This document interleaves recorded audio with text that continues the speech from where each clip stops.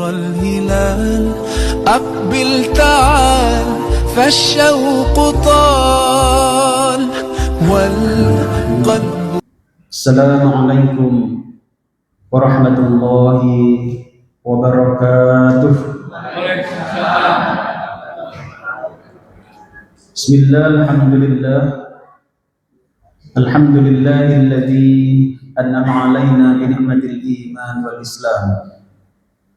أشهد أن لا إله إلا الله وحده لا شريك له إياه نعبد وإياه نستعين وأشهد أن محمدا عبده ورسوله المبعوث رحمة للعالمين.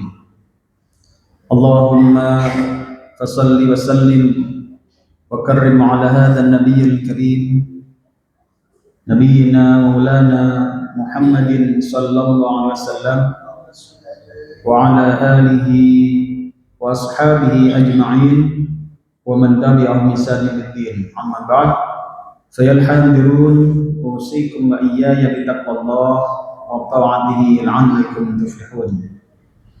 اللهم لا سهل إلا ما جعلته سهلا وأنت تجعل الحزن إذا شئت سهلا. أما بعد. Hadirin Bapak Ibu jamaah rahimakumullah, kalau misalkan ditanya ada nggak di antara kita yang tidak memiliki dosa? Belum? Kalau bilang enggak berarti tidak ngaku, gitu kan? Kalau bilang enggak berarti tidak ngaku. Artinya besar ataupun kecil, sesungguhnya kita sebagai manusia biasa itu punya namanya dosa. Betul-betul. Hadirin, masalahnya adalah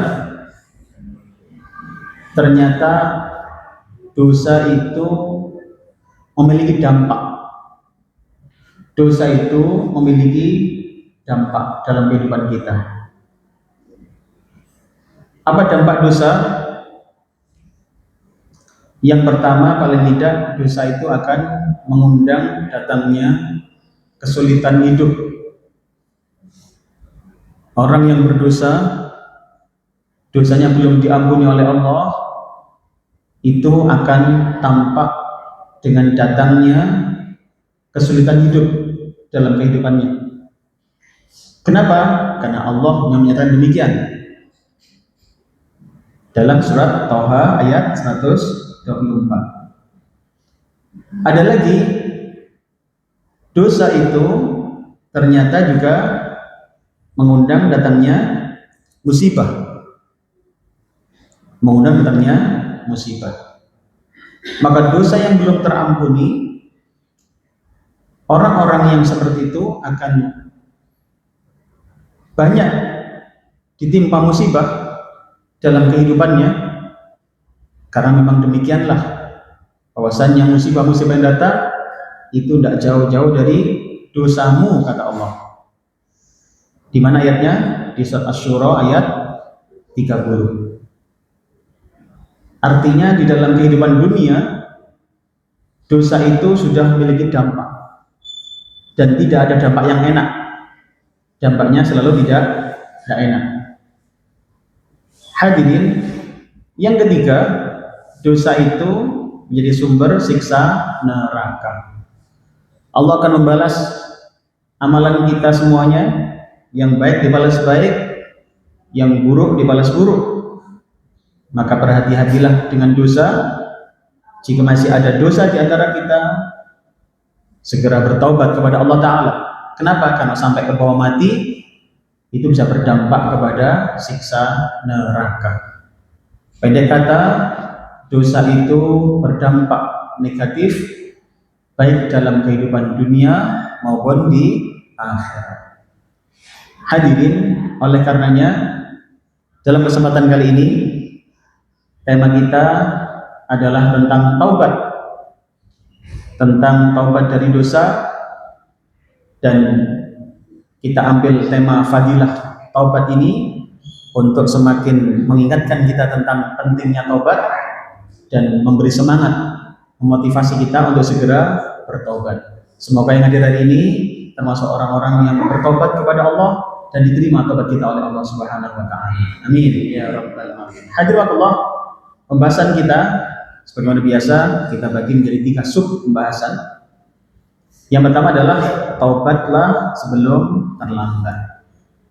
Taubatlah sebelum terlambat. Yang kedua adalah kita akan mengenal fadilah-fadilah taubat yang Allah sebutkan dalam Al-Quran. Insya Allah akan kita kaji di antara nanti. Kemudian yang ketiga adalah bagaimana kita bertaubat atas dosa-dosa kita. Hadirin rahimahullah,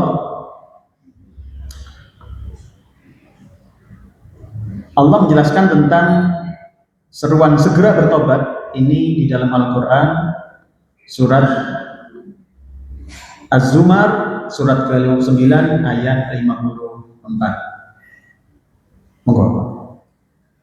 Dan kembalilah kamu kepada Tuhan dan berserah dirilah kepadanya sebelum datang azab kepadamu, kemudian kamu tidak dapat ditolong.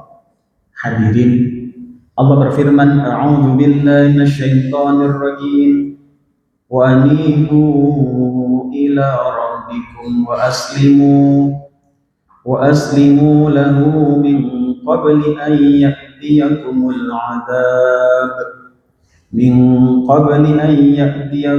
'adzab thumma la tunsarun. Allah. Hadirin, Allah mengingatkan kepada kita bahwasanya ada masa di mana taubat tidak lagi diterima. Ada masa di mana taubat tidak lagi diterima oleh Allah Ta'ala. Bayangkan, orang-orang yang bertobat itu sungguhnya sangat disukai Allah. Allah sangat suka dengan tobat kita, seperti seseorang yang kehilangan benda berharga kemudian ketemu lagi.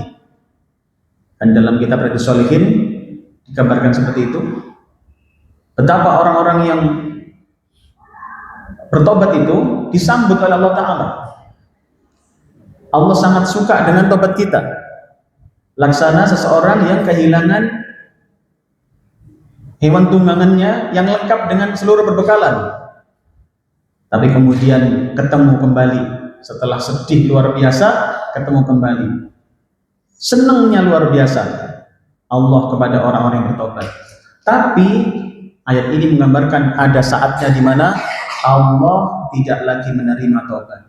Allah tidak lagi memberikan pertolongan. Artinya ada saat di mana taubat itu dianggap terlambat. Pernah dengar kasusnya si Fir'aun? Pernah dengar? Setelah dia kelelep, apa kelelep itu? Ya, tenggelam. Berarti tidak ngantuk panjenengan, alhamdulillah. Hadirin,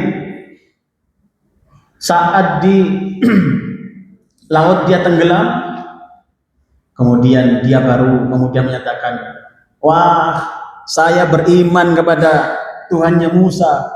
Kalau begini, saya jadi percaya nih, memang benar ada Tuhan ini. Amantu bi Rabbi Musa wa Harun. Saya percaya sama Tuhannya Musa dan Harun.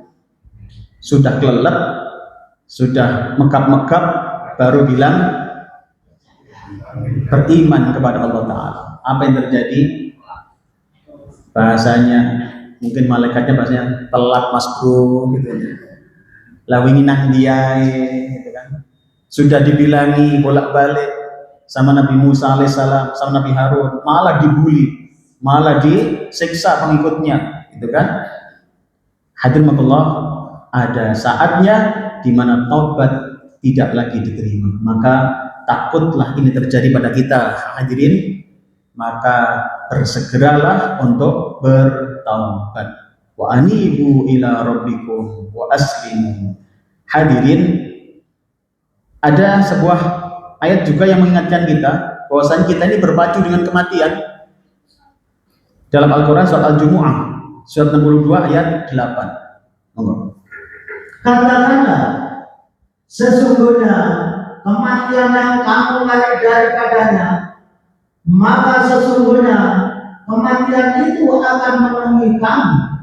Kemudian kamu akan dikembalikan kepada Allah yang mengetahui yang baik dan yang nyata. Lalu Dia memberitakan kepadamu apa yang telah kamu kerjakan. Hadirin, kita ini berpacu dengan kematian. Sadar atau tidak, hidup kita ini semakin hari semakin habis. Jangan merasa bahwa hidup ini semakin hari semakin habis, atau merasa kalau semakin tua semakin berkurang. Oh, dan kalau semakin tua semakin lincah. Hadirin, kita ini semakin hari semakin berkurang umur ini.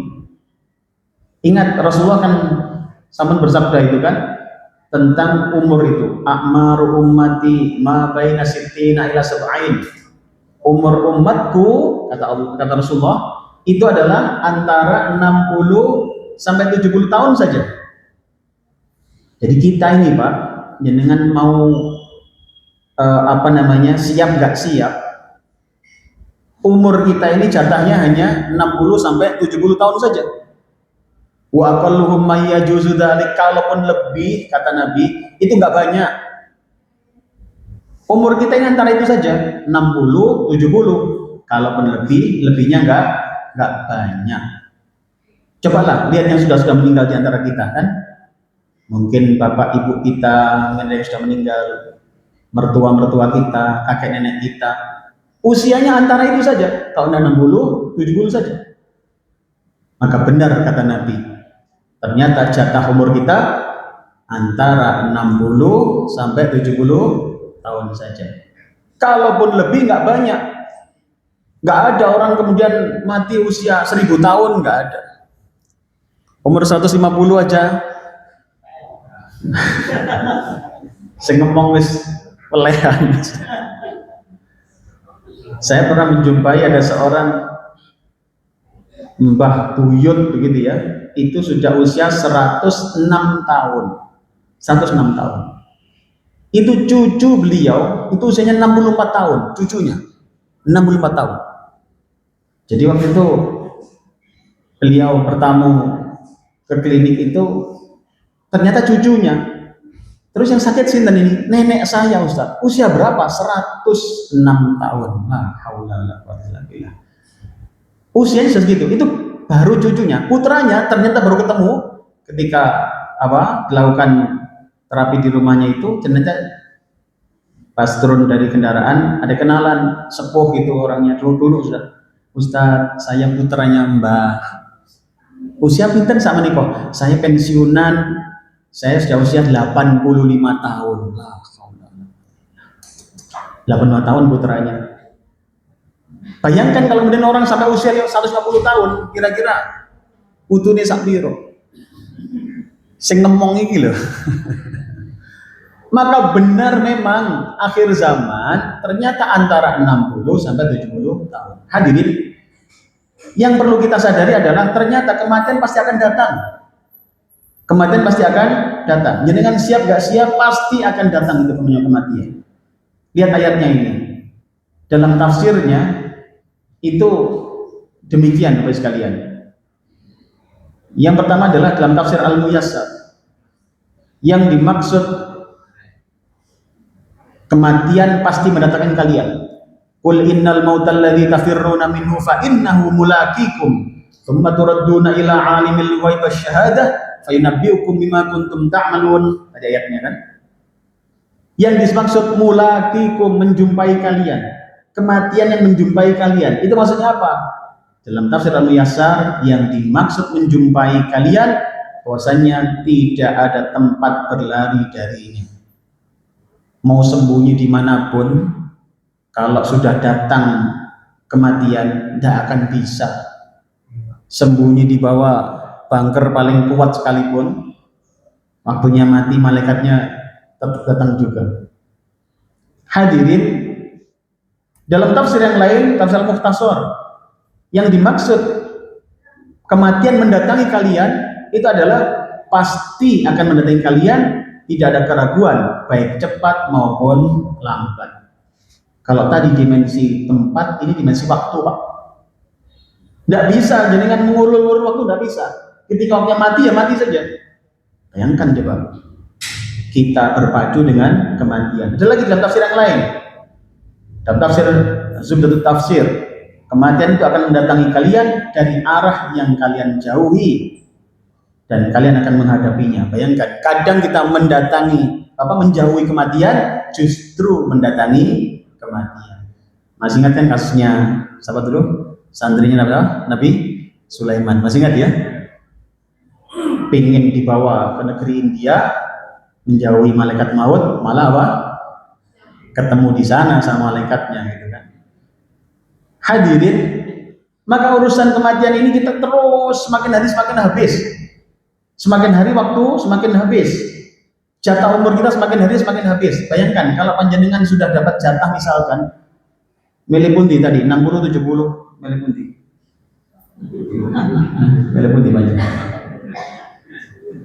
70 cek kedidikan Ustaz yes, ya bos Polo Dewi 80 wes 80 Polo Dewi.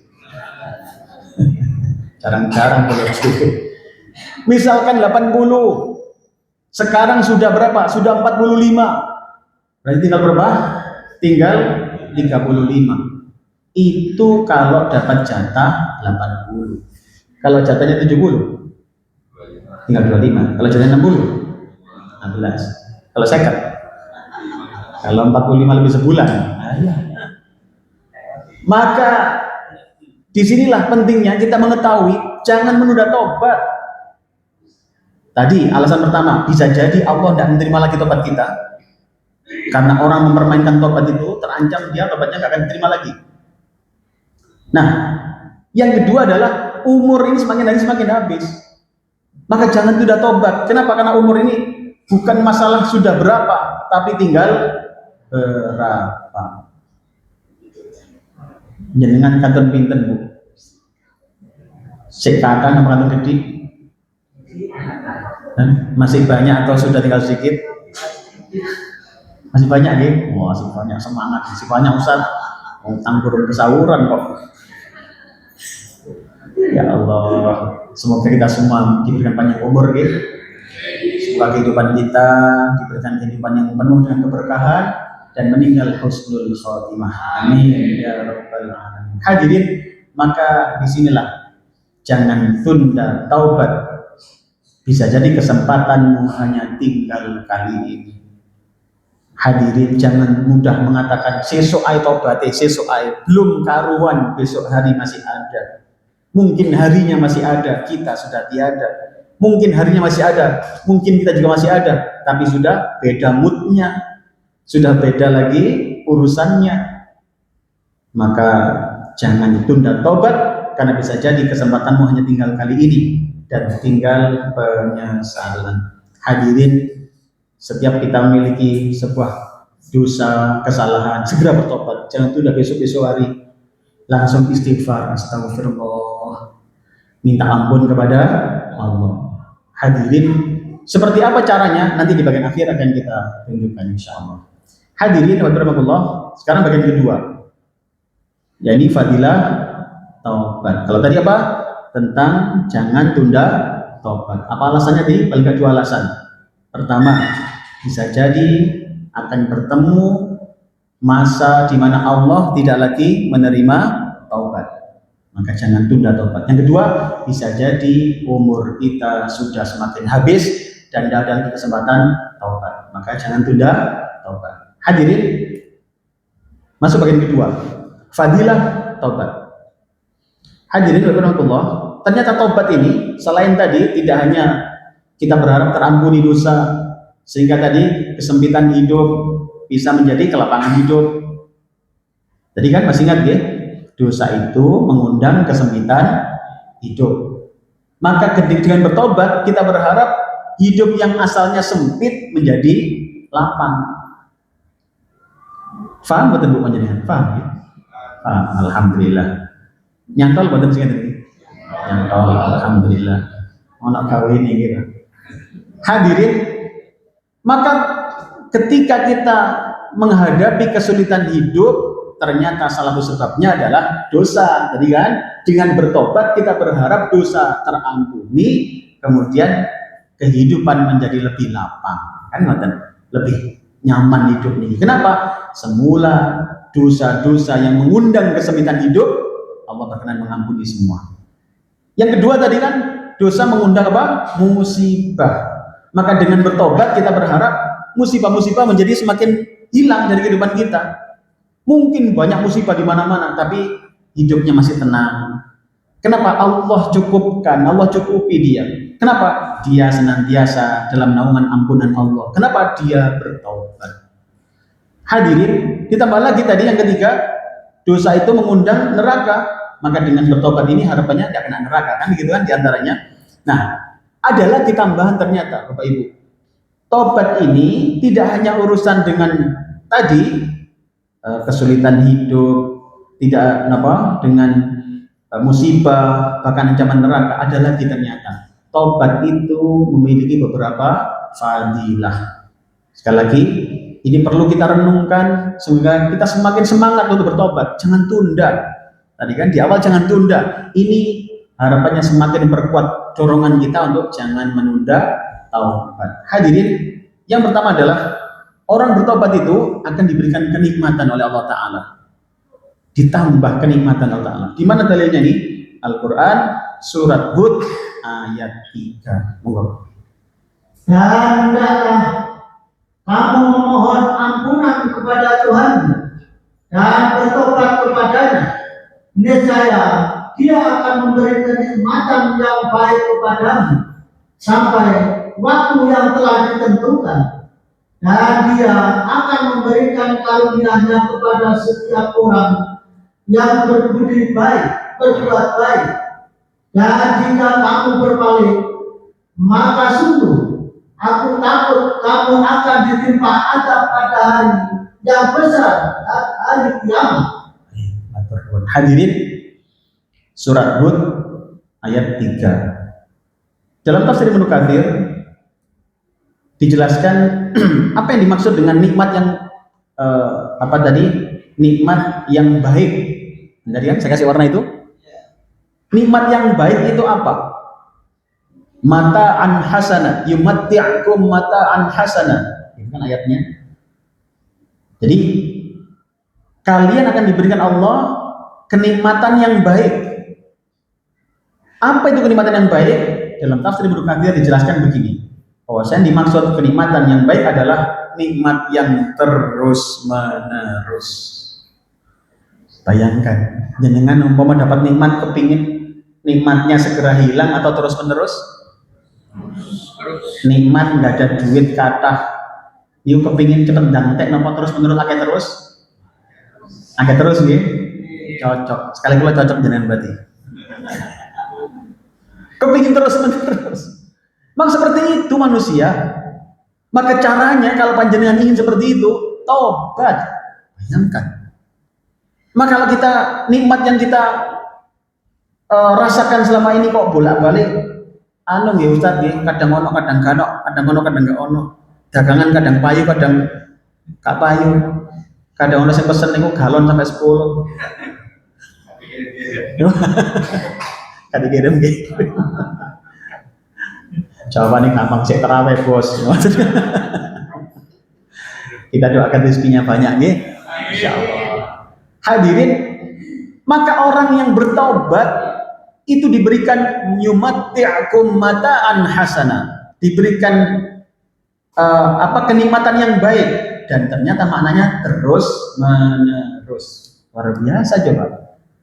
Jenengan yang kepingin kenikmatannya terus berlangsung, bertobat pada Allah Ta'ala. Ternyata ini fadilahnya. Jenengan kepingin sekarang yang kebahagiaan sudah dirasakan sekarang, tambah lebih bahagia lagi, banyak tobat. Kita sudah senang dengan putra putri kita, alhamdulillah, wis seneng nih, ya kan? Mungkin putranya 5 orang misalkan, nurut kabeh, kan? Dijauhi gampang, wah luar biasa itu. Kan kadang-kadang malah sebaliknya kan, putrane gangsal, sing sito diomongi pisan, balesnya 10. Saya bisa dikongkon tahan terus ya kan. Angel pun ini. Maka bertobat kepada Allah. Karena ternyata ketika orang bertobat ditambahkan nikmat yumatti'kum mata'an hasana, dan yang dimaksud adalah terus menerus. Hadirin, ditambah lagi tadi ayatnya adalah setelah diberikan nikmat yang terus menerus itu ditambah lagi Allah berikan janji di akhirat tadi. Jadi ayatnya masih kita bisa baca ya. Nih, wa yu'ti kulladzi fadlin fadlah. Itu ayat yang kedua. Apa namanya? Di bagian kedua. Wa yu'ti kulladzi fadlin fadlah. Nih. Dan dia akan memberikan karunia-Nya kepada setiap orang yang berbuat baik. Ternyata itu dalam tafsir Ibnu Katsir yang dimaksud itu adalah nanti nikmat di akhirat. Artinya kalau orang taubat Bapak Ibu, dunia dapat, akhirat dapat. Enak nopo enak itu niku. Maka jangan tunda Bu, ngenteni nopo. Kalau jangan pingin tobat loh Ustaz, tapi ngentosi makin mau mantun panenan. Panenan nopo sampai gini.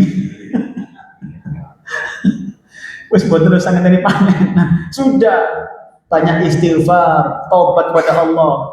Tobat niku nopo sih? Tobat itu kembali taat kepada Allah. Barangkali kemarin kurang taat. Nah ditimbali urusan sholat gak nang budal. Hayya 'alas sholat, jawabane engko ae. Hayya 'alal falah, si repot. Maka orang tobat sudah tidak begitu lagi, sudah langsung ngestokne dawuh. Saya sering ngaturaken ngestokne dawuh. Maka kalau saya sampaikan kualitas orang sholat itu tepat waktu, itu maknanya adalah awal waktu. Saya tidak mengatakan yang waktunya agak ke belakang itu kemudian tidak sah, boten. Cuman namanya ngestokne dawuh itu adalah awal waktu. Saya beri contoh begini, jenengan dapat undangan rapat saking Pak Lurah misalkan. Undangan rapat penting, rapat dilaksanakan jam 8 sampai jam 10 pagi.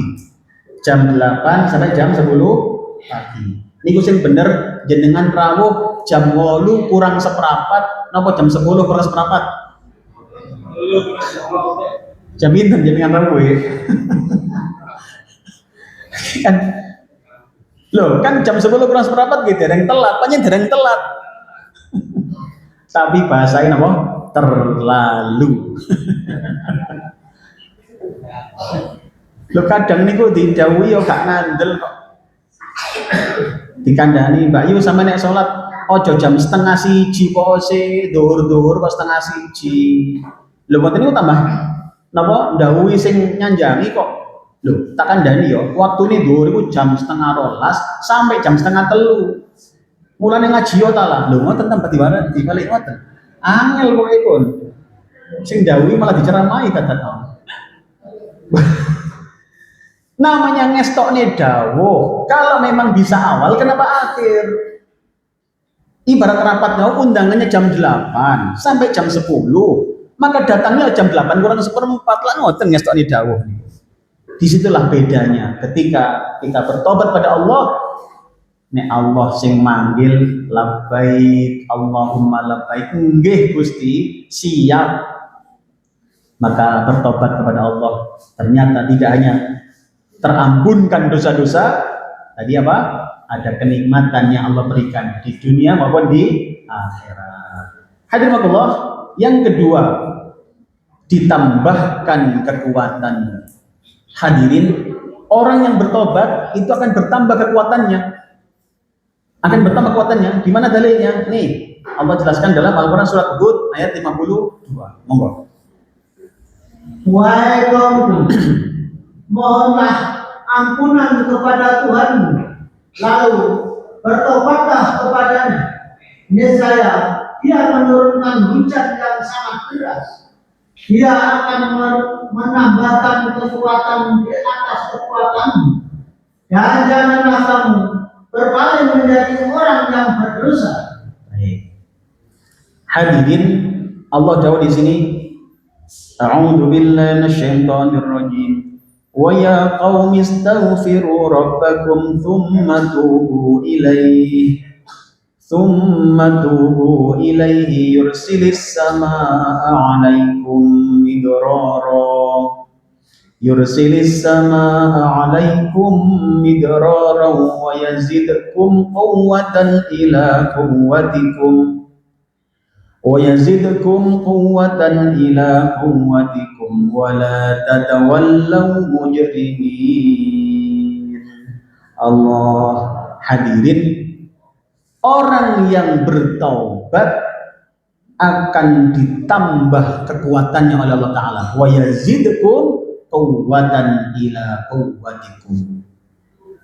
Hadirin, bayangkan dalam tafsir Al-Muyassar yang dimaksud ini apa? Kekuatan model apa? Kita lihat tafsirnya, hadirin. Ternyata benar-benar kekuatan yang dimaksud. Bahwasanya kekuatan fisik, kekuatan rohani, kekuatan badaniah juga itu akan bertambah jika orang mau bertaubat. Nih, saya kasih warna biru itu. Meningkatkan kekuatan kalian atas kekuatan sebelumnya. Maka hadirin, kalau jenengan merasa banyak masalah, sesungguhnya masalah itu nggak beda kok antara kita dengan orang-orang yang lain, itu nggak beda. Yang beda itu adalah bukan bebannya, tapi lengan yang mengangkatnya. Saya contohkan, misalkan jenengan wonten air mineral ukuran sedang, ini 600 ml misalkan, ya. Itu kalau jenengan yang megang, wah itu uncal-uncalnya tok, gitu. Kalau jenengan yang megang, kenapa? Karena lengan jenengan kuat. Tapi bayang nih, sama-sama beban seperti itu, yang mungkin beratnya hanya setengah kilo misalkan, nggak sampai. Itu kalau ditaruh di atas lengan anak atau cucu kita yang baru usia sebulan, kira-kira ya apa kira-kira? Kau batangannya menang. Bukan beda bebannya, tapi beda lengan yang mengangkatnya. Hadirin, bukankah para rasul juga pernah merasakan sakit sebagaimana kita alami? Bukankah orang-orang soleh juga sama? Mereka pernah kehilangan orang yang dicintai, mereka pernah dibully, mereka pernah dikhianati, sama. Tapi kok beda? Mereka cepat move on-nya. Kok move on-nya? Mereka cepat bisa berubah kembali, memperbaiki diri. Tapi kadang kita kok lama, kak mari-mari. Bu, nyata ini nyantol lah. Maka berusahalah.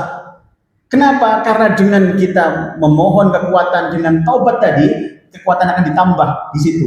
Beban mungkin tidak berubah, tapi kita semakin kuat sehingga bisa bangkit lebih cepat. Hadirin Allah, pernah dengar bahwasannya Nabi Ibrahim alaihissalam itu diangkat derajatnya setelah beliau lulus ujian. Pernah dengar nggak ayatnya? Di mana ayatnya? Dan kok menengkapi Maria? Ayo, yang bisa jawab dengan benar dapat hadiah. Hadiah apa?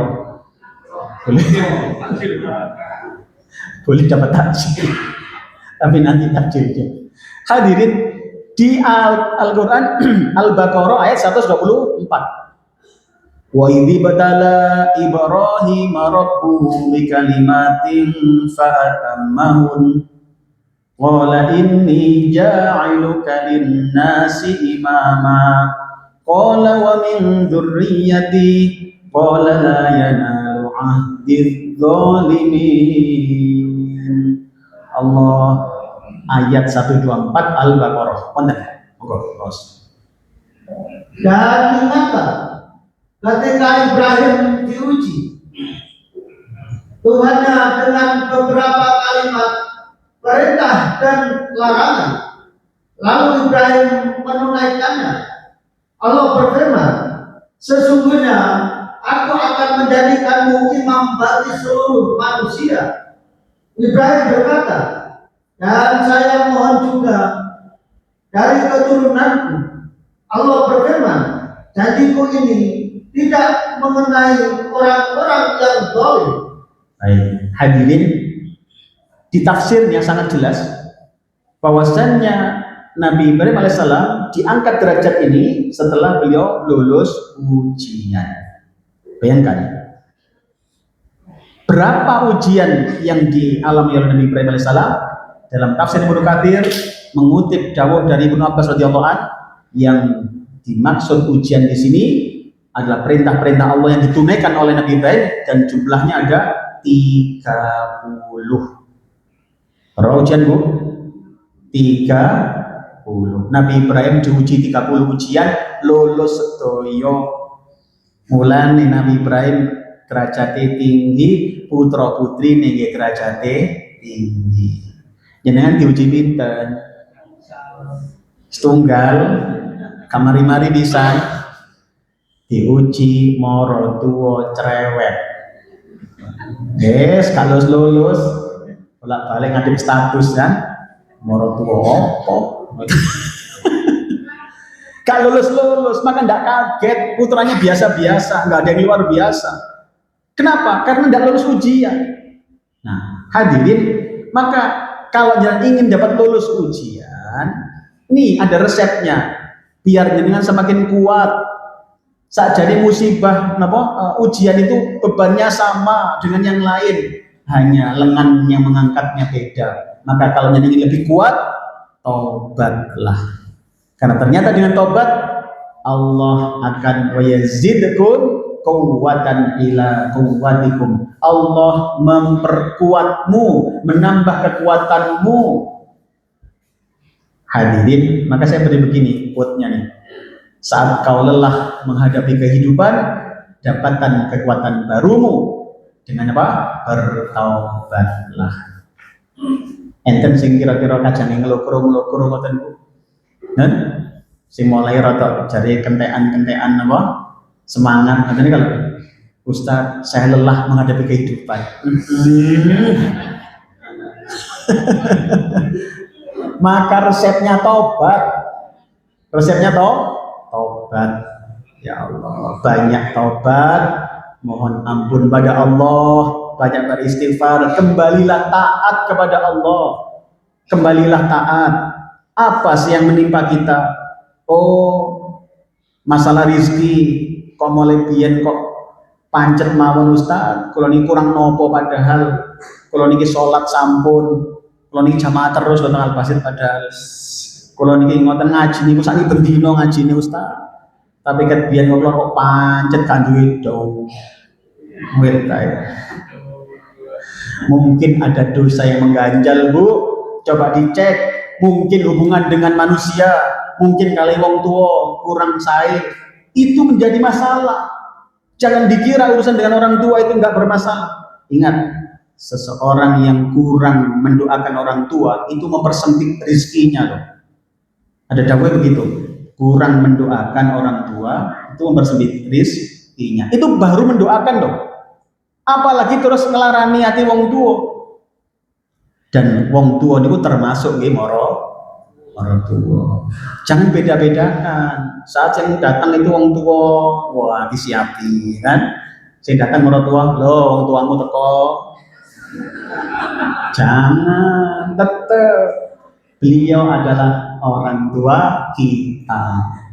Hadirin, disinilah orang beriman. Kita memuliakan orang tua. Hadirin Allah, maka bertobatlah. Ada lagi yang ketiga. Orang yang bertobat akan diberikan keberuntungan oleh Allah Ta'ala. Ini dalilnya. Allah dawuh dalam Al-Quran surat An-Nur ayat 31. Allah berfirman, A'udzu billahi minasyaitonir rajim. Wa tubu ilallahi jami'an ayyuhal mu'minun. Wa tubu ilallahi jami'an ayyuhal mu'minun la'allakum tuflihun. Allah. Dan bertobatlah kamu semua kepada Allah, wahai orang-orang yang beriman, agar kamu beruntung. Hadirin, jelas gamblang ayatnya. Nek panjang kepingin untung uripe, beruntung dunia, beruntung akhirat, maka tidak ada cara lain, Bu. Ayo dalam ayat ini dijelaskan bertaubatlah. Kembalilah taat kepada Allah. Sing biyen rada angel taat Gusti Allah. Masalah hukum rada ngenyang-ngenyang titik pun telah taat mawon. Gusti Allah ngutus salat ya salat, ngutus siang di siang, ngoten nggih. Wis kadhe ngenyang-ngenyang, ngoten nggih. Alasannya kan muakeh kan biasa ya kan. Pengen poso, alasannya ono, saya ini nggak kuat Ustaz puasa itu. Wah, padahal umur selawe nggak kuat poso. Hadirin hanya karena kemauannya yang kurang kuat, bukan kekuatan sebenarnya. Hadirin Allah. Kemudian bagian terakhir adalah bagaimana cara bertobat. Hadirin Allah. Kita maghribnya jam itu, jam 5? 4? Oh 5.3. Masih ada 12 menit ya. Ayo kita teruskan dulu. Sekarang bagaimana cara bertobat? Hadirin Allah. Taubat itu apa sih? Tadi saya jelaskan di depan sampun, yaitu kembali taat kepada Allah. Jadi dengan pokoknya unen tobat itu sih apa sih? Napa kudu mesti dosa sing gede, maksiat gede, mboten kudu ngoten. Pokoknya setiap ketidaktaatan kepada Allah itu dosa. Dan taubat adalah kembali taat kepada Allah. Kembali taat. Sing asale kurang taat, semakin taatlah kepada Allah, itulah taubat. Hadirin Allah, hukumnya wajib dari semua dosa. Taubat ini wajib Bapak sekalian. Untuk semua dosa maka hukumnya taubat itu wajib. Baik dosa yang model apapun. Hadirin, dosa itu dibagi dua. Dosa dibagi dua. Pertama adalah dosa kepada Allah yang tidak berhubungan dengan hak manusia atau hukukul adami. Jadi dosa ini enten warna kali. Yang pertama dosa kepada Allah tapi tidak ada hubungan dengan manusia. Apa contohnya nih? Sholat, puasa, menutup aurat, tidak ada hubungan dengan hak manusia nih. Maka tobatnya nanti berbeda nih dengan tobatnya ketika yang berhubungan dengan hak manusia. Jadi yang pertama adalah dosa kepada Allah yang tidak berhubungan dengan hak manusia. Hadirin, yang kedua adalah dosa kepada Allah yang berhubungan dengan hak manusia. Jadi dosa kepada Allah sama tetap kepada Allah nih, tapi ada hubungan hak manusia. Ada hukukul adami. Apa contohnya? Dosa memaki orang lain, meneng-meneng nyelaku tonggo, non? Ngoten niku nek tobat ndak cukup istighfar tok panjenengan mangke ndak cukup niku. Mulane non sewu, tobatnya teng Gusti Allah niku lebih mudah untuk urusan yang dengan Allah saja dibanding dengan manusia. Nanti kita lihat lagi. Ada lagi dosa ndak bayar utang. Loh. Wes jelas utang ada apa-apa lali.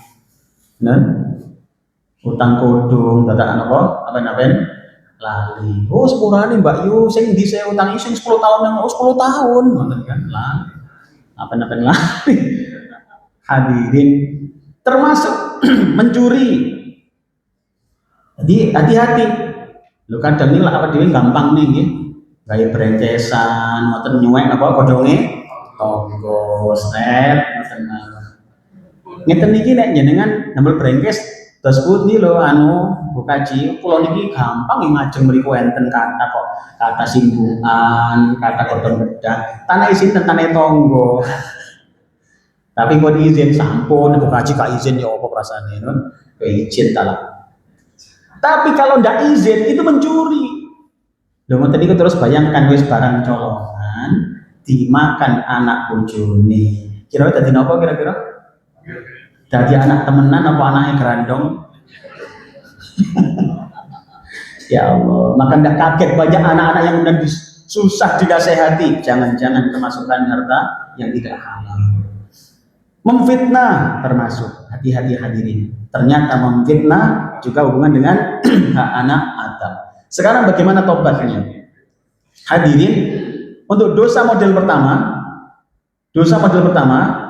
yang tidak berhubungan dengan hak anak Adam, maka tobatnya yang pertama ada 3 tobatnya. Syaratnya ada 3. Yang pertama adalah berhenti dari dosanya. harus berhenti dari dosanya. Nek pancen tobat saking nopo ninggal sholat, ya sudah berhenti, jangan terus-terusan ninggal sholat kan begitu. Hadirin, hidup ini pancen tidak sempurna kok, tidak usah khawatir, jangan tidak usah merasa wah aku ini elek sedunia mboten. Insya Allah tunggali orang tua akeh, tapi yang penting tobat. Jadi pernah melakukan dosa-dosa, ya itulah manusia, tapi yang penting segera bertobat. Allah sampai jauh kan, jangan putus asa, la taqnatu birrahmatillah, jangan merasa putus asa. Sudahlah, dosa sebesar apa sih? Sebesar langit dan bumi sekalipun, kalau kita benar-benar tobat akan dihapus oleh Allah Ta'ala. Semoga Allah maafkan dosa kita semuanya, gitu. Dosa yang dohir, yang batin, yang sampai hari ini kita lakukan, yang sudah lupa atau masih kita ingat, semoga diampunkan oleh Allah Subhanahu Wa Ta'ala. Amin ya Rabbal Alamin. Hadirin, berhenti dari dosanya, itu syarat pertama. Yang kedua adalah menyesal pernah melakukan dosa tersebut. Nadamah, penyesalan. Bahkan dalam hadisnya at-taubah an-nadamah. Tobat itu penyesalan. Penyesalan yang apa ini? Penyesalan pernah melanggar aturan Allah. Penyesalan karena pernah tidak melaksanakan perintah atau melanggar yang dilarang. Itu menyesal. Ini bukan penyesalan model maling ketangkep. Maling ketangkep, takoni koncone, ya apa bro? Aku manglapo lihat ngarep. Terus ya apa? Mending benek nyelang mana jolet ngarep tak muria ya. Ini gak menyesal. Dia enteng-enteng. Yang dimaksud nadamah itu menyesal. Lah iya lapo yo ben kok ngrasani, wis ngerti nang al-hujurat iku gak oleh ngrasani. Wong nang al-hujurat lho, wong sing ngrasani iku koyo mangan napa? Bangkai kok cek ngrasani yo ben kuwi apa cek tak dhewe. Lah semen yo apa lu embo ben yo mbak arek gara-gara arek ngene. Nyala arek. Hadirin, maka bertobat, putus dari dosanya, menyesal.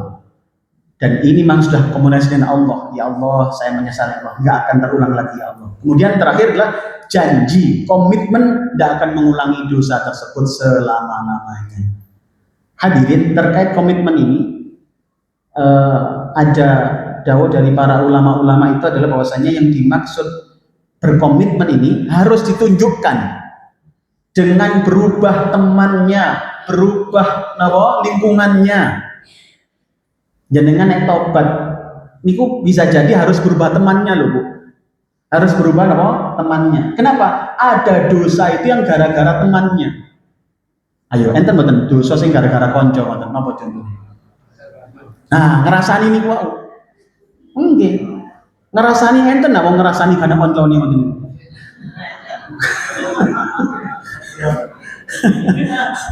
Mboten enten mesti ana kancane.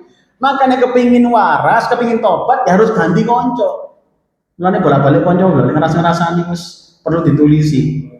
Dan omahe tulisi mangke perlu tidak menerima tamu rasan-rasan gitu kan. Hadirin itu. Maka hati-hati, 3 syarat ini jika tidak terpenuhi secara lengkap maka tobatnya dianggap tidak sah. Ini para ulama tahu. Maka kalau ingin tobat, ya 3-tiganya harus beres. Berhenti dari dosanya, menyesal, kemudian berkomitmen tidak mengulang lagi selamanya. Hadirin makullah, ini kalau dosa model pertama. Apa itu? Dosa kepada Allah yang tidak ada hubungan dengan hak manusia. Sekarang yang ada hak dengan manusia, yang ada hubungan dengan manusia itu model kedua. Jadi hubungan dosa kepada Allah tapi ada hubungan dengan hak anak manusia, hak anak Adam. Apa itu? Bagaimana cara tobatnya?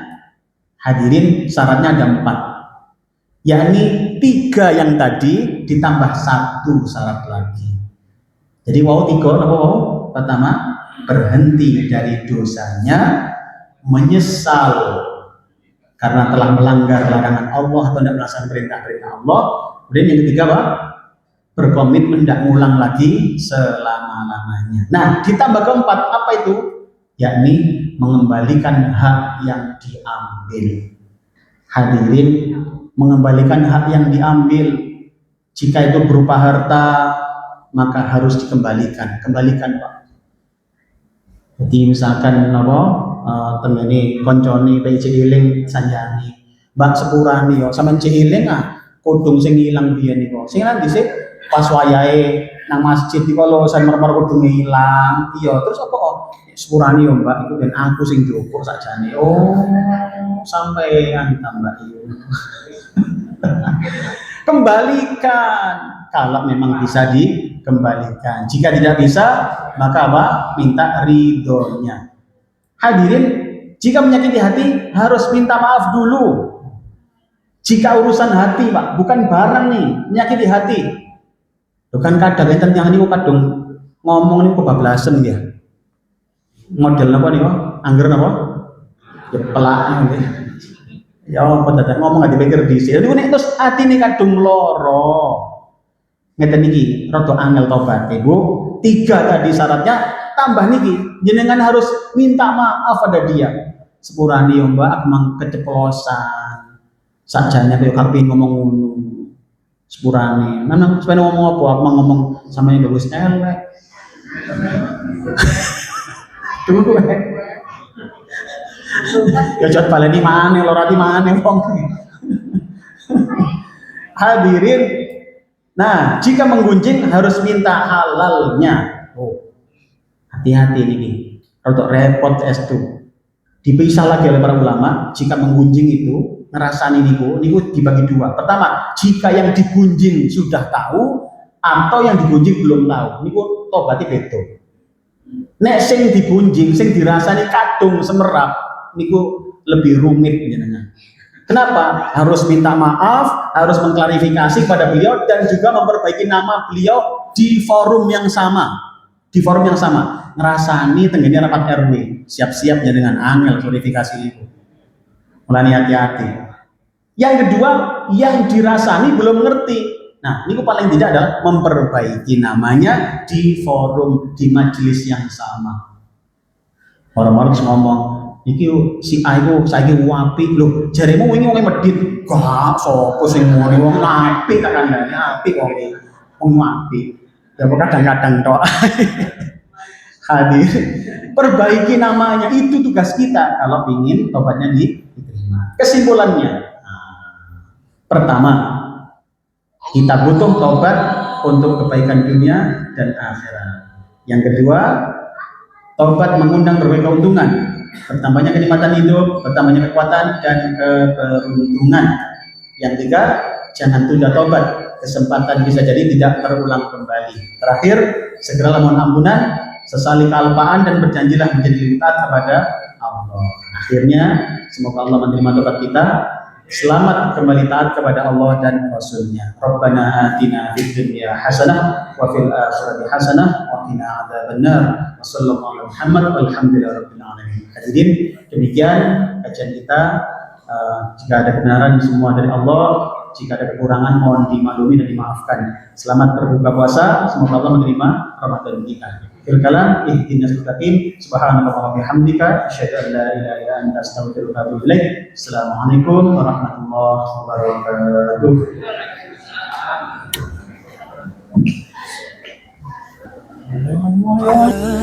نور الهلال